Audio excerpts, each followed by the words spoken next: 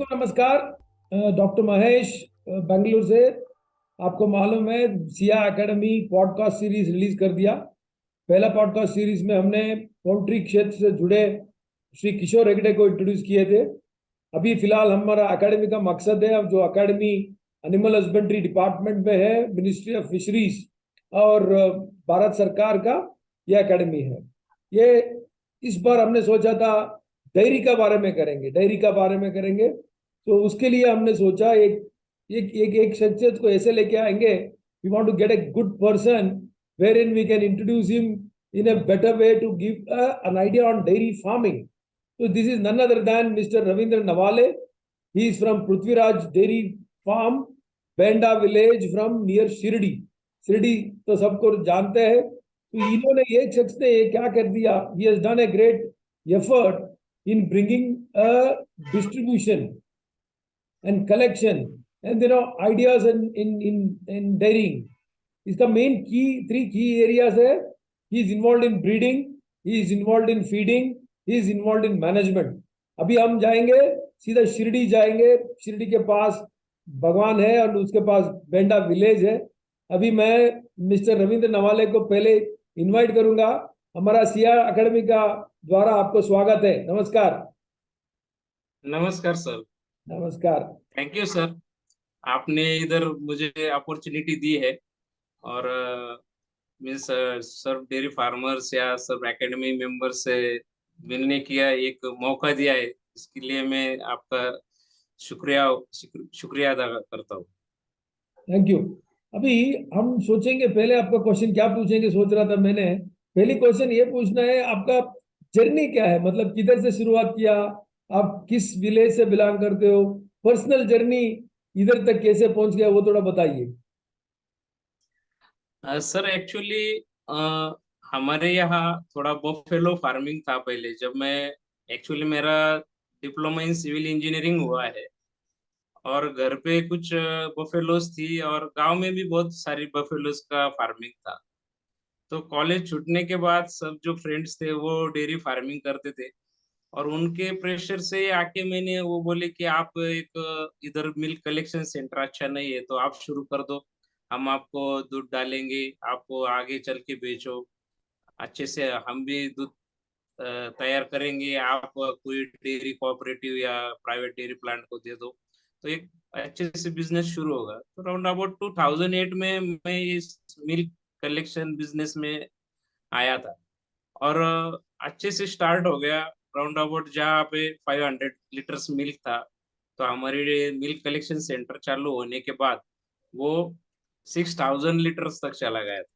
बढ़िया। जब तक 2015 तक बहुत ही अच्छे से चल रहा था, लेकिन 2015 में जैसे ड्राउट आ गया इधर महाराष्ट्र में, बहुत पानी की कमी हो गई और फॉडर के जो प्राइजेस थे वो बहुत ज्यादा बढ़ गए। तो in between that drought many dairy farmers disconnect हो गए। वो डेयरी मीन्स उन्होंने एनिमल्स बेच दिए, उनके फॉडर की प्राइस बढ़ गई तो उनका प्रॉफिट कम हो गया और उन्होंने डेयरी फार्मिंग छोड़ दी।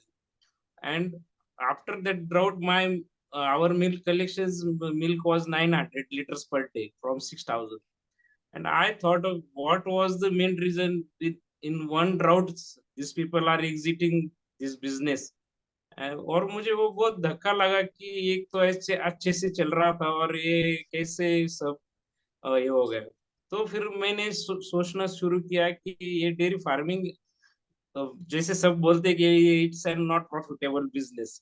और जब मैं इंटरनेट पे उस टाइम सोचा देखा तो पंजाब में वो तो फ्लरिश्ड बिजनेस था कि पंजाब वाले डेयरी फार्मर्स इसको बहुत अच्छे से कर रहे हैं, वो बहुत अच्छा डेयरी फार्मिंग है, उनके वीडियोस देखे।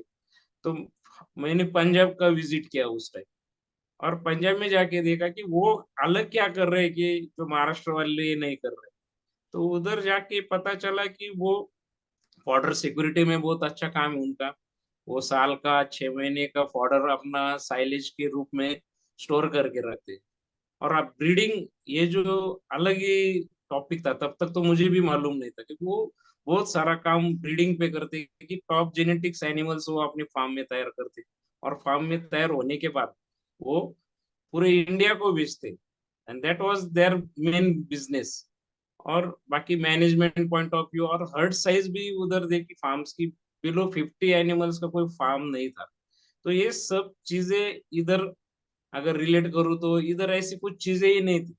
मीन्स इधर का डेयरी फार्मर डेली जाएगा, किसी के खेत में जाएगा, चार लेके आएगा, फिर और वही चारा डालेगा और उस पे दूध निकालेगा।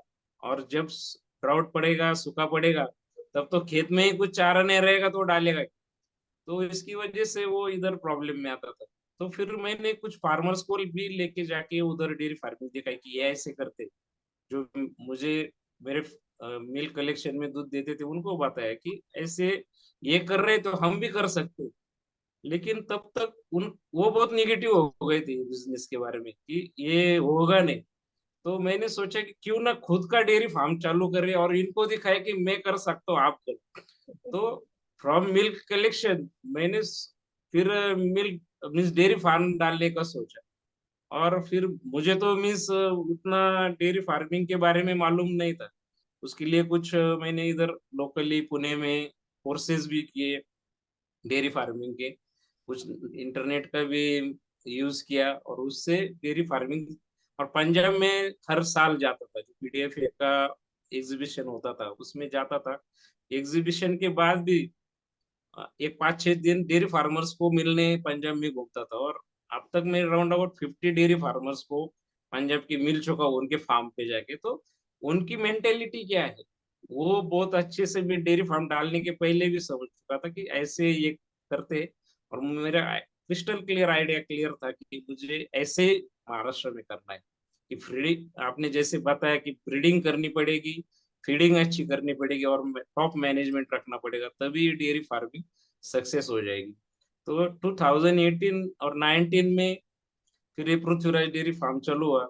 घर वाले भी बोलते थे कि ये कुछ तो मीन्स सबका एक माइंड सेट है कि ये dairy farming means non profitable business है। तो डरते डरते उन्होंने भी 3 एनिमल्स ले लो, आप देखो कैसे होता है, फिर देखेंगे, ऐसे करके ये स्टार्ट किया। बढ़िया। तो ये डेयरी फार्मिंग में आ गए मैं उस तरह से। बढ़िया बढ़िया। अभी like the way you heard, he has chosen dairy farming as an option. अभी मेरा प्रश्न है, क्यों डेयरी लिया आपने? क्यों मुर्गी पालन क्यों नहीं लिया? क्यों दूसरा क्यों लिया? डेयरी आपका पैशन क्यों बना?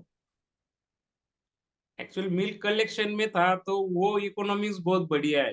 जो मिल्क कलेक्शन करते हैं, जो मिल्क सेलिंग करते हैं, या कोई मिल्क पैकेजिंग करके भी बेचता है, मीन्स जो डेयरी इंडस्ट्री में जो पूरी चेन है उसमें हर किस वो from milk collection centre to round about आपके घर तक जो पहुंच देता है, उन सबको पैसा मिलता है। और जो मिल्क तैयार करता है उसको टेक्निकली ये मालूम नहीं कि अच्छे तरीके से कैसे कर सकते हैं।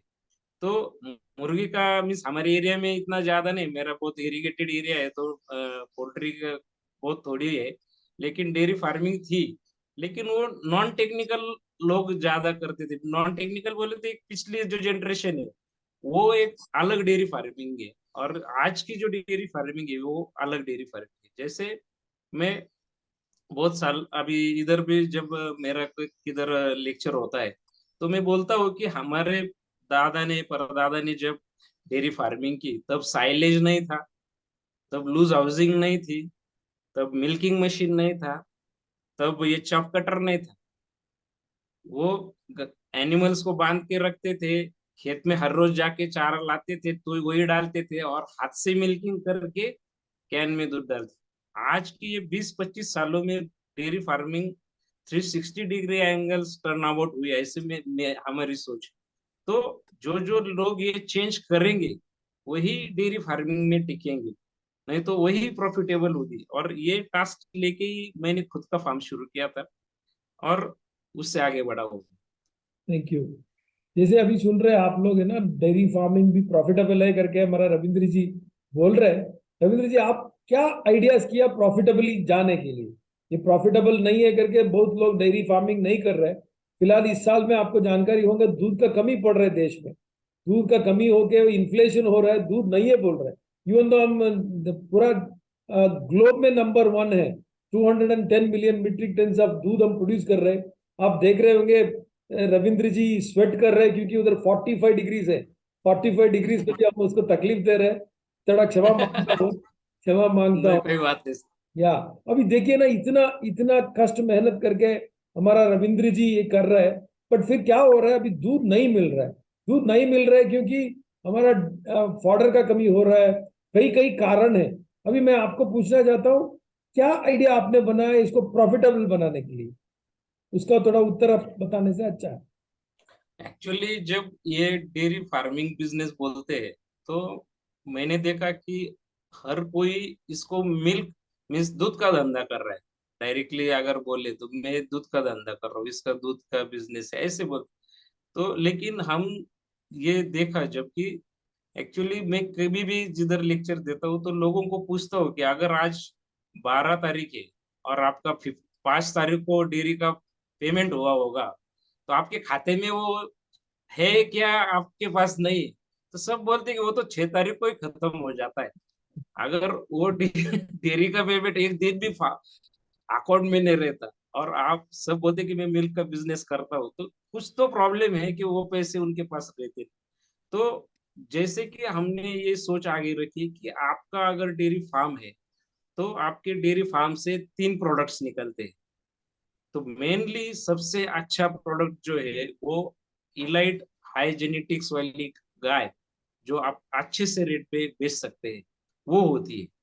दूसरा प्रोडक्ट होता है मिल्क का प्रोडक्ट होता है, जो कि आप डेली बेसिस पे कलेक्शन सेंटर में जाओ। तीसरा जो होता है वो काउ डंग होती है, जो मैन्योर फार्म में यूज करते हैं।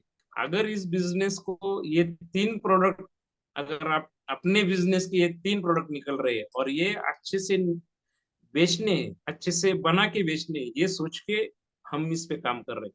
अगर क्योंकि अभी नई टेक्नोलॉजी जो सेक्स सीमेंट की आई हुई है, तो उससे आप फार्मिंग अपनी हट साइज अराउंड अबाउट 2 साल में डबल के ऊपर हो जा सकती है। और आप अगर आपने सीमेंट के तरफ ध्यान दिया और सीमेंट का यूज करके जनरेशन बाय जनरेशन आपने दूध बढ़ाया। अभी तो फिलहाल कुछ कंपनी ऐसी भी है कि उनके पास सीमेंट ऐसा है कि मिल्क के साथ आपका हुप अच्छा हो जाए, आपकी बैक अच्छी हो जाए, आपका अडर अच्छा हो जाए। मीन्स आप जैसे डिजाइनर क्लोथ्स होते हैं, वैसे आप डिजाइनर काप्स या गाय आप बना सकते हैं। ऐसे सोच के अगर आपके फार्म में जो प्रॉब्लम्स है, जो आपकी जो ओरिजिनल गाय है उसमें जो प्रॉब्लम्स है, आप अच्छे सीमेंट यूज करके वो सॉल्व करेंगे। और वो अगर आपको पहली जो गाय पसंद नहीं है, उससे अपनी गाय जो बन बन जाएगी काफी पर, वो आप रिप्लेस करके अच्छे से दूध बढ़ा सकते हैं। और दूध बढ़ा के जो एक्स्ट्रा एनिमल्स आपके फार्म्स में निकलेंगे, जो कन्वेंशनल सीमेंट जो जिससे 50% मेल या फीमेल हो सकता है, अगर वो यूज किया, तो round about 20 to 25% farm size naturally बढ़ जाती है। मीन्स आपकी जो हर्ट साइज है, आपको 20 एनिमल रखने तो वो रखिए, एक 5-6 एनिमल्स आपके पास हर साल एक्स्ट्रा बन जाएंगे, तो आप वो बेचिए और वो अच्छे से बेचे। मीन्स अभी फार्मर कौन सी गाय बेचता है जो प्रेग्नेंट नहीं रहती, वो हर हर बार बीमार रहती है, जो दूध को कमी, वो बेचता है। लेकिन हम बोलते हैं कि आप अच्छी सी गाय बेचिए, आपके फार्म के अंदर आके कोई ना कोई आपकी गाय लेके जाएगा, एंड आपका वो गाय, प्रोडक्ट। सॉरी, आपका गाय कितने में बेच रहे हैं आप? अभी मेरे पास में इलाइट जर्सी गाय बना रहा हूँ मेरे फार्म में। मैंने एम्ब्रियो टेक्नोलॉजी यूज करके 12 हिपर्स मेरे पास आई हुई है। मैंने 2 साल 1.5 साल पहले ही ईटी किया था मेरे फार्म में। और जैसे ये ब्रीडिंग समझ पा रहा था, एचएफ में सब लोग काम कर रहे हैं कुछ टन में, लेकिन जर्सी में कोई एक्सक्लूसिव फार्म पूरे महाराष्ट्र में नहीं है। तो मैंने वो ब्रीड सिलेक्ट कर ली, और जो मेरी एचएफ थी उनके साथ वो एम्ब्रियो ट्रांसप्लांट किया। अभी वो हिपर्स के रूप में मेरे फार्म में है। तो वो 4th जनरेशन मीन्स उनका बैक 4th जनरेशन का रिकॉर्ड मुझे गोदरेज मैक्सिमल की जो कंपनी है उन्होंने ईटी करके दिया है। उनकी 4th जनरेशन इसलिए उनके पास है, जो हाई यील्डर्स एनिमल है। जर्सी में जैसे कि उनका 7500 टू 8 सॉरी 7500 टू 8500 का मिल्क यील्ड एवरेज है। और उन्होंने जो सेक्स सीमेंट यूज किया है, वो जो बुल से, जो इम्पोर्टेड सीमेंट से है, कि उनका उनके डैम का मीन्स माँ का दूध 10 10,500 लीटर पर लैक्टेशन है। तो जो मेरी हीपर्स आई हुई है तो उनका नेचुरली 9,000 टू 9,500 ईल्ड वाली हीपर्स मेरे पास अभी तैयार हो रही है। अभी मेरे फार्म में मैं 25 काउज रखने वाला हूँ जर्सी की, और ऊपर की जो निकलेगी वो कंपलसरी 6 सीमेंट यूज करती। जैसे मैं अभी बता रहा था कि कन्वेंशनल सीमेंट से 20 to 25 से हर्ड बढ़ता है, लेकिन 6 सीमेंट से मेरे पास फीमेल ही होगी। राउंड अबाउट मेरे हिसाब से 75% से मेरा फार्म बढ़ेगा। बढ़िया। Means round about 16 to 17 18 calves sleepers मेरे पास रहेंगी कि जो मैं बेचूंगा। और गोदरेज मैक्सिमिल्क वाले मुझे बोल रहे हैं कि 3 मंथ्स के अगर रिपर आप हमें देंगे वो, तो we will give 1 lakh rupees for 3 months काफ। बढ़िया। And when she gets pregnant and she is about to deliver, roundabout they are selling that cow at 2,50,000 plus rate. Today's rate it is that. That means that will be the main source of income at that time of my farm. Means और वो जैसे मैं बोल रहा था कि वो पैसे मेरे अकाउंट में रहेंगे बाद में भी। तो ये लॉजिक पकड़ के एक इलाइट काउज बनाने का बिजनेस करके ये डेयरी फार्म को अगर हम देखेंगे तो ये बिजनेस अच्छा है। और वो मीन्स जो calf after birth from till she get pregnant or till she is about to calving, that is an today's expense is around about 80 to 90,000 per animal. That will be an beneficial story at that time, very and I am good. on that path. Very good. And second is after doing such an breeding process in farm. Actually, many farmers are just talking about मेरे पास इतने 35 litre की गाय है, मेरे पास 40 litre की गाय है। हम इधर महाराष्ट्र में अभी सबको पूछते कि आपने मिल्क एवरेज क्या है आपका फार्म। मीन्स मिल्क एवरेज आज अगर देखे तो महाराष्ट्र में राउंड अबाउट 10 to 12 लीटर्स पर means total milk divided by milking animals in farm, ये किया तो 10-12 के बीच में सब है। तो हम सोचते हैं कि 15 लीटर के नीचे जो होगा he is in loss today. अगर आज का इन्फ्लेशन या महंगाई देखे तो हर किसी ने प्रयत्न करना चाहिए कि वो 15 प्लस के ऊपर कैसे जाए। तो 15 प्लस के जैसे 1-1 लीटर से बढ़ेगा, शायद 2-2 लीटर से बढ़ेगा, लेकिन वो ब्रीडिंग करने के बाद ही बढ़ेगा। तो हर किसी ने वो ट्राई करना चाहिए कि अपने फार्म का मिल्किंग एवरेज बढ़ाना चाहिए, तो वो आगे से जाएगा। तो हम अभी मेरा फार्म का एवरेज 17 लीटर्स पर मीन्स 17 लीटर से, तो हर मैं मंथली कैलकुलेट करता हूँ कि अभी ये कैसे बढ़ेगा। लेकिन अभी तो मेरा जो रॉ स्टॉक है उस पे काम चल रहा है। आगे चल के जो जर्सी आएंगी तब वो बोलने वाली चीज होगी कि मेरा 20 plus herd means milking average है, तो it will beneficial. Very good. वो देखिए ना, सोचते हैं हम। You are now aspiring to reach 20 litres MSP, सब मिल्किंग एवरेज करने के लिए आप सोच रहे हैं। अभी मैं एक प्रश्न पूछना चाहता हूँ, क्योंकि आपने बोला एम्ब्रियो टेक्नोलॉजी एंड सेक्सिड सेमन, इसके बारे में क्या है, आपका जानकारी क्या है? हाउ कैसे कर रहे हैं आप पढ़ा? बिकॉज बहुत लोग को ये जानकारी नहीं होंगे। एम्ब्रियो ट्रांसफर मतलब हम एम्ब्रियो बना के we can give a conception, जैसे आप ह्यूमन बीइंग में देखते हैं आईवीएफ, ऐसा इसमें एम्ब्रियो टेक्नोलॉजी यूज हो रहा है। ऐसे सेक्सिड सेमन ह्यूमन में तो परमिशन नहीं दे सकते, पर अगर इसमें नहीं, तो परमिटेड है। सेक्सिड सेमन मतलब जो भी सेमन आपको चाहिए, मेल काफ बनाना चाहे फीमेल काफ बनाना, बना सकते हैं। ऐसा टेक्नोलॉजी इंडिया में भी है। ऐसा अभी अभी हमारे पास जो बेटा है रविंद्र जी यूज कर रहा है, उसका बारे में थोड़ा रविंद्र जी बता दीजिए। एम्ब्रियो टेक्नोलॉजी अभी क्या होता है, 6 सीमेन अभी पहले तो सीमेन यूज करते हैं जो ज्यादातर लोग मीन्स पूरे इंडिया में भी मैं जब देखता हूँ, नहीं तो बात करता हूँ पंजाब हरियाणा छोड़ के या थोड़ा बहुत नॉर्थ के स्टेट छोड़ के, तो हमारे यहाँ डेयरी फार्मर वो सीमेन स्ट्रॉ खुद सिलेक्ट नहीं करता कि उसने कौन सा सीमेन अपने एनिमल को देना चाहिए। वो डॉक्टर को इंसिस्ट यही बात करता है कि मुझे सिर्फ मेरा एनिमल प्रेग्नेंट करना है। तो वो वही उसका टारगेट होता है। तो वो हो सकता है कि अगर उसका animal means blood line wise 75% का हो, तो हो सकता है डॉक्टर के कंटेनर में 50% ब्लड लाइन वाला सीमेन हो, तो वो होने वाली जो काफ होती है वो 62.5% की हो जाती है। मीन्स मदर 75% होती है, 62.5 की काफ बच्ची हो जाती, तो माँ से कम दूध देने वाली गाय तैयार हो जाती। तो इधर देखते, जब मैंने देखा तो सीमेन कौन अभी भी है, बहुत सारे अभी तो एजुकेट हो रहे हैं यंगस्टर्स, लेकिन वो जो अभी वो खेत में जाके जो हमारे यहाँ गन्ना होता है, तो कौन से ब्रीड का गन्ना लगाना है वो फार्मर सिलेक्ट करता है। इधर प्याज होता है, वो कंपनी सिलेक्ट करता है, कंपनी का कौन सा नंबर वाला बीज बोना है वो सिलेक्ट करता है, मेज का भी वो सिलेक्ट। लेकिन जो डेयरी फार्मिंग में जो बीज है वो डेयरी फार्मर सिलेक्ट नहीं करता। ये बड़ी बहुत बड़ी प्रॉब्लम है, क्योंकि उसको ब्रीडिंग ये चीज ही मालूम है। तो हम सोचते हैं कि वो सीमेन उसने सिलेक्ट करना चाहिए, और वो वही अपने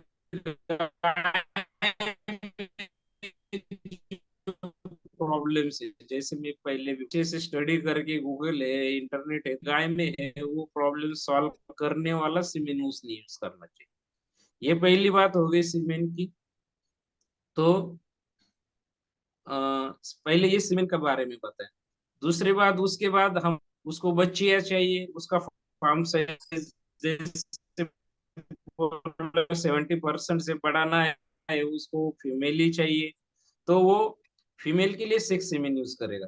तो सेक्स सीमेन में 92% चांसेस होते हैं कि फीमेल काफ हो जाए, तो उसके पास बच्चियां बढ़ेंगी, उसको जो अच्छी रखनी है, जो उसके पास कुछ कम दूध देने वाली है, ज्यादा बीमार देने वाली है, हम बोलते हैं कि आप वो कल कल मीन्स बाहर बेच दो बाजार, और जो अच्छी ब्रीड है वही अपने फार्म में रखो, तब आपका मिल्क एवरेज बढ़ेगा और आपके पास अच्छे से बच्चे आए। तो सिक्स सीमेन उसने यूज करना चाहिए। तो एक्चुअली जो टॉप लेवल की गाय उसके फार्म में है, जो हिपर्स है, उनको कंपलसरी सिक्स सीमेन, हम मेरे फार्म में भी हिपर्स को मैं कंपलसरी सिक्स सीमेन यूज करता हूँ। जो best of the best guy है उनको भी मैं सिक्स सीमेन यूज करता हूँ, क्योंकि उनसे मुझे टॉप इलाइट ब्रीड लेनी है। उस इसमें भी क्या हो जाता है, सिक्स सीमेन में half of the characters bulls के आ जाते हैं, लेकिन हाफ ऑफ द कैरेक्टर्स तो मेरे पास जो गाय है उसके ही आते हैं, लेकिन बच्ची होती है, उसका बेनिफिट ये हो जाता है। लेकिन अगर आपको एक 50% अगर सिक्स सीमेन में आते हैं, तो एक जनरेशन में ही आपको एक टॉप इलाइट जेनेटिक्स वाली काफ आपके फार्म में चाहिए होती है, तो आपको एम्ब्रियो टेक्नोलॉजी के बारे में जानना पड़ेगा। एम्ब्रियो टेक्नोलॉजी क्या होती है, जैसे कि अभी कुछ कुछ कंपनियां या गवर्नमेंट का भी प्रोजेक्ट चल रहे हैं एम्ब्रियो टेक्नोलॉजी, वो 7 दिन का जो भ्रूण रहता है, एम्ब्रियो रहता है, वो अपने फार्म में अपने एनिमल्स में छोड़ते हैं, जो कि लेकिन जेनेटिकली सब गुण धर्म जो रहते, वो टॉप जेनेटिक्स के फादर और मदर के आते। अपनी जो गाय होती है उसका सिर्फ यूट्रस यूज हो जाता है एम्ब्रियो बढ़ाने के लिए, 9 महीने 9 दिन सिर्फ अपनी गाय का यूज। लेकिन जो काफ 9 मंथ्स के बाद अपने फार्म में आएगी वो टॉप जेनेटिक्स की आएगी। तो एक जनरेशन में जो इलाइट ब्रीड है वो हम कर सकते हैं। और एचएफ में अगर आपने हमारे यहाँ खिलार है, खिलार का एम्ब्रियो छोड़ दिया, आपने एचएफ में गिर का छोड़ दिया, गिर में जर्सी का छोड़ दिया, तो भी जो जन्मेगी वो प्योर जिसका छोड़ा है उसी के जन्मेगी। जो जो सरोगेट मदर है उसका कुछ कैरेक्टर उस बच्चे में आता नहीं। तो ये भी चीजें होती कि आप पर आप ब्रीड्स चेंज करना चाहिए। जैसे कि मैं अभी एचएफ की जगह जर्सी की तरफ जा रहा हूँ, तो मेरे पास इलाइट जर्सी अभी 4th जनरेशन में आ चुकी, उनकी माँ अभी तो जो मेरे फार्म में वो तो एचएफ ही है, लेकिन ये अच्छे से टॉप ब्रीडर जर्सी मेरे पास आ गई। तो ये टेक्नोलॉजी एक जनरेशन में झटक से आप अच्छी ब्रीड तैयार करने की है, और ये बहुत ज्यादा बेनिफिशियल है। क्योंकि जो हिपर्स है, मैं तो सबको रिकमेंड करता हूँ कि आपके पास हिपर्स है, वो अच्छी सी साइक्लिक है, उसकी ईट अच्छी आ रही है, तो आप डेफिनेटली एम्ब्रियो करके कुछ उसी उसी को कीजिए।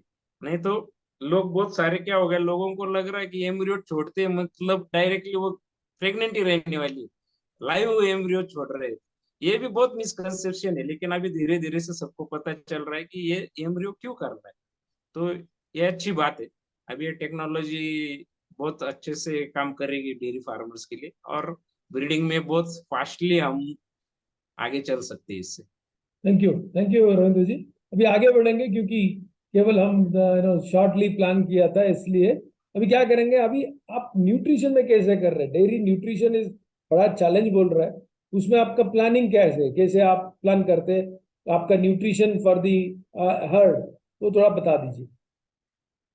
अभी जैसे आपने बोला ब्रीडिंग फीडिंग और मैनेजमेंट, जैसे ब्रीडिंग महत्वपूर्ण है उसी तरह फीडिंग भी बहुत ज्यादा है, क्योंकि आपने तो गाय बना ली है, लेकिन उसको खिलाना भी वैसा ही पड़ेगा, तभी तो वो अच्छे से दूध देगी, अच्छे से हेल्थ मेंटेन करेगी।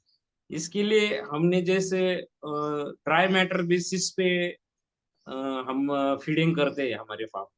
तो ड्राई मैटर बेसिस मीन्स जो हरा चारा देते हैं, जो सूखा चारा देते हैं या कॉन्सेंट्रेट देते हैं, वो गाय का वेट, गाय का मिल्किंग कैपेसिटी, उसका लैक्टेटिंग स्टेज, ये सब देख के उसके हिसाब से ड्राई मैटर बेसिस पे हम देते हैं। हरे में हमारे पास साइलेज होता है, जो थ्रू आउट द ईयर हम स्टॉक कर लेते हैं। कभी एक दिन भी अभी 2018 से ऐसा हुआ नहीं कि मेरे फार्म में साइलेज नहीं था। तो हम अभी पहले बैग में बनाते थे, फिर वो पीट में कर रहे थे। अभी कुछ महीनों से हमने बेल साइलेज का कॉन्ट्रैक्ट किया हुआ है। हमारे एरिया में एक एंटरप्रेनर है, उन्होंने बेल साइलेज का यूनिट डाला है, तो वो कॉस्ट इफेक्टिव हमें बहुत अच्छे से रेट मिला। राउंड अबाउट हम ग्रुप ऑफ फार्मर्स ने उनसे जाके बात की, उन्होंने अच्छे से हमें रेट दिया। तो अभी मेज करने की जगह सिर्फ साइलेज उनसे हमें मंथली बेसिस पे हम उनसे लेते हैं। तो वो और बेल साइलेज वो सबसे ज्यादा क्वालिटी साइलेज होता है। तो वो होता है लूसन ग्रास, हमने मेरे फार्म पे करके रखा है, वो डेली बेसिस पे 5 to 8 kg हम सब एनिमल्स को देते हैं। और ड्राई पाउडर में जो ज्वार का कंटेंट, हमारे यहाँ कड़वा बोलते हैं, और व्हीट स्ट्रॉ है, वो हम सब स्टोर करके रखते हैं। तो ये ड्राई और ग्रीन में हो जाता है। उसके बाद कॉन्सेंट्रेट होता है, जो अभी कंपनी से जो रिजल्ट अच्छा देती है वो कंपनी का हम यूज करते हैं। कॉन्सेंट्रेट के साथ ईस्ट कल्चर होता है, बर्गा फैट देते हैं, टॉक्सिन बाइंडर भी डालते हैं, और मिनरल मिक्सचर डेली बेसिस पे उनके वेट के तरह जो देना चाहिए वो देते हैं। ऐसे इंग्रेडिएंट्स डाल के सब टोटल मिक्स राशन जो सब मिक्स करते हैं, और according to their lactating stage we give them that. बढ़िया। ऐसी तरह से एक ही चारा पूरे साल वही मेंटेन होता है, ऐसे चेंज नहीं होता, इस महीने ऐसा उस महीने ऐसा, ऐसे चेंज नहीं करता। बढ़िया। अभी आप सुनने में आया आप नेक टैग यूज कर रहे हैं, नेक टैग फॉर दी काउस। थोड़ा वो डिजिटल डेटा मैनेजमेंट के लिए नेक टैग का क्या हाल है, वो उसमें क्या थोड़ा आप बता सकते हैं? एक्चुअली पिछले साल मैंने जुलाई में अल्फ्लेक्स टेक्नोलॉजीज का नेकटेक इंस्टॉल किया था। प्राइमरी बेसिस पे अभी मेरी जो जर्सी की हीपर्स आएंगी उनको एक्चुअली वो बिठाना है आगे चल के, तब तक के लिए ये ट्रायल बेस पे मैंने 10 एनिमल्स पे एचएफ पे लिया है। तो वो भी बहुत अच्छी टेक्नोलॉजी, जैसे सिक्स सॉरी एम्ब्रियो टेक्नोलॉजी अच्छी है। उसके हिसाब से मुझे पहले लगा था कि हर्ट साइज छोटा है, हम हीट में आई हुई है गाय तो मुझे भी दिख जाती है, तो क्यों कोई नेक टैग की जरूरत है कि वो मुझे मोबाइल पे सिग्नल आए और मैं ये बिठाऊं। लेकिन जब मैंने ये यूज शुरू किया, तब मुझे पता चला कि ये बहुत ही अच्छा है, और इससे हम 24 घंटे फार्म में ध्यान दे सकते हो। और वो टेक्नोलॉजी इजराइल कंपनी है, उनके पास अराउंड द ग्लोब उन्होंने 60 लाख एनिमल्स को ये टैग बिठाया हुआ है। और ये डेटाबेस मीन्स वो 60 लाख एनिमल्स के साथ अपनी एक गाय का जो मूवमेंट है, वो नेक पे है तो वो उसकी रूमिनेशन कैलकुलेट करता है, उसकी एक्टिविटी एक्टिविटी कैलकुलेट होती है, और उसकी ईटिंग कैलकुलेट होती है। तो ये तीनों चीजों से वो कंपेयर हो जाती है वो 60 लाख एनिमल्स, और किसके साथ क्या हुआ था उसकी तरफ से फिर अपने मोबाइल पे सिग्नल आ जाता है कि ये बीमार है, ये ज्यादा देर बैठी है, ये कम रूमिनेशन कर रही है, तो शायद ये बहुत ज्यादा हिल रही है, इधर उधर मूवमेंट हो, शायद ये हीट पे है। तो उसके सिग्नल्स आ जाते हैं। और टेक्नोलॉजी इतनी प्रिसाइज है कि अभी तो वो मीन्स कौन से टाइम से कौन से टाइम में इंसेमिनेट करनी चाहिए, ये भी सिग्नल अभी उस पे आ रहा है। कन्वेंशनल सीमेंट के लिए अलग सिग्नल आता है, एक्सेल सीमेंट के लिए भी अलग से एक सिग्नल आता है। तो अभी तो पिछले साल हमारे यहाँ बहुत बारिश थी और मैं एक दिन पुणे में था, और पुणे में मुझे सिग्नल आया कि, और बहुत कीचड़ या 24 घंटे बारिश चल रहे थे, और मुझे एक एनिमल का सिग्नल आया कि वो हीट पे है। और मेरा लेबर भी था फार्म में, तो उस कुछ उसने भी देखा नहीं, मैं भी उधर नहीं था, लेकिन उसको जाके बोला मैं कि आप जाके देखो वो गाय हीट पे है। तो उसने फोन किया, सर उसने डिस्चार्ज डाला हुआ है, एक्चुअली वो हीट पे है। तो ये भी होता है कि फिर वो हम इंसेमिनेट कर सकते हैं, मीन्स ये अच्छी टेक्नोलॉजी है। हेल्थ वाइज भी अभी किसका rumination round about 50 to 550 times एक गाय ने रूमिनेट करना चाहिए एक दिन में। तो ये माइनर चीज है, लेकिन जिसका रूमिनेशन कम हो जाता है तो बीमार पड़ने से पहले सिग्नल आ जाता है कि ये शायद बीमार पड़ सकती है कर। तो ये बहुत बड़ी बात है। बढ़िया। तो हीट एंड हेल्थ, ये दोनों के लिए ये टेक्नोलॉजी बहुत अच्छी है, और उस पे काम कर रहे हैं। और इस मेरा मिस अभी जो इंडिया में बोलते हैं कि पर कंसेप्शन 3 स्ट्रॉज लगती है एआई करने, मीन्स प्रेग्नेंट रहने के लिए।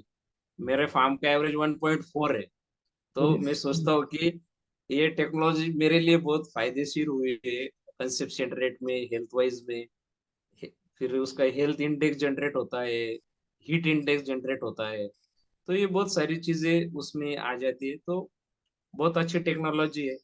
छोटे फार्म वालों ने भी और बड़े फार्म वाले तो यूज ही करते हैं, लेकिन ये जो नई चीजें आ रही है, अभी बहुत सारी कंपनियां भी नए टैग में आ रही है, तो डेफिनेटली फार्मर्स ने यूज करनी चाहिए, बहुत बेनिफिशियल। बढ़िया। अभी हम अंत में आ रहे हैं रविंद्र जी। अभी आप लोग सुने होंगे ना रविंद्र जी कितना अच्छा सा टेक्नोलॉजी अडॉप्शन किया, ब्रीडिंग में भी लेके, न्यूट्रिशन से लेके, मैनेजमेंट से लेके। हम आगे वाले दिनों में ऐसे बहुत लोगों को हम प्रेरित कर सकते हैं। And दूसरा है, अभी ये डिजिटली भी कनेक्टेड है। उसका क्या है ना, डिजिटल कनेक्टिविटी इन्होंने एस्टेब्लिश किया है, इंडियन डेयरी फार्मर्स एसोसिएशन नाम का फेसबुक। उसमें मैंने सुना लगभग 2 लाख आपका फॉलोअर्स है। एंड नवाले जर्सी करके भी आपका फेसबुक है। एंड यूट्यूब है आपका, cow dairy farming in India. थोड़ा अंत में आप बता सकते हैं इसके बारे में क्या है? एक ही दो शब्द, एक ही 2 मिनट में आप बता सकते हैं आप सोशल नेटवर्क पे कैसे जुड़ना आपने पसंद किया और आज आपने कैसे प्रयत्न किया?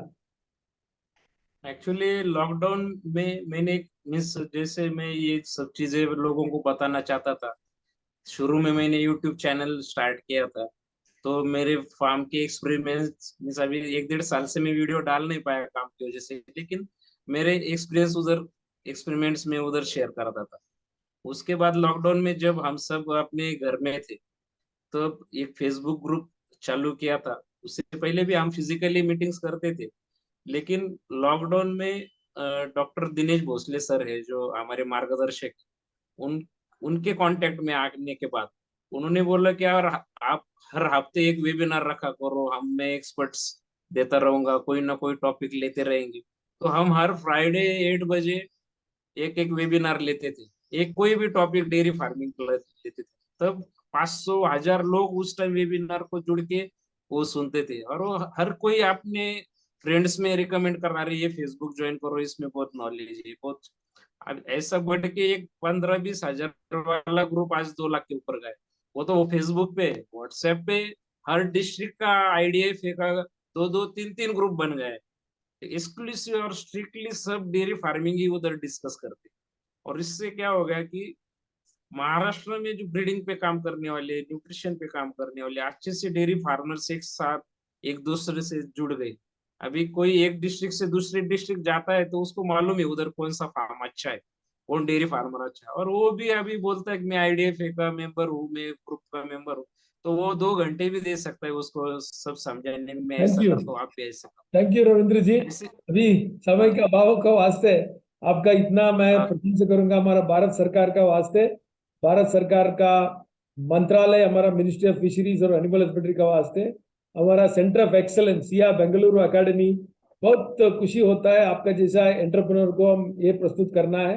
अभी जो हमारा पॉडकास्ट सीरीज नंबर 2 में आपका इतना अच्छा सा आपने नरेशन किया डेयरी का बारे में, ब्रीडिंग का बारे में, मैनेजमेंट का बारे में, न्यूट्रिशन के बारे में आपने इतना अच्छा दिखा दिया है ना। हर एवरेज हम जाके 20 लीटर लेना चाहते हैं और स्टॉक का बोल दिया आपने एवरेज 1.13 लेना चाहता है। इससे बड़ी बात क्या है, देश के लिए आपके जैसे ही आप चाहिए। हम अगले पॉडकास्ट में भी ऐसे ही शख्स को लेके आएंगे। Thank you very much on behalf of Siya academy. Ravindra ji नमस्कार। आपको तकलीफ दिया नमस्कार। 45 डिग्री सेंटीग्रेड में। थैंक नमस्कार यू सर, नमस्कार। Thank you so thank you much sir. From our academy. Thank you so much.